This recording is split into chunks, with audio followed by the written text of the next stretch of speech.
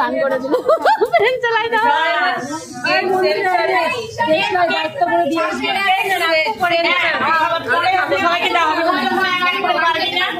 শাম্পীকে সবার আমাদের ক্লাসের তরফ থেকে শিবরা ডার্লিং ভালো হবে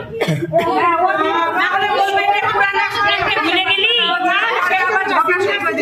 না সিনিয়র হিসেবে আর মাথার চুলটা যে এরকম করে দিয়ে বলে এই কেকটা কি করে খাওয়া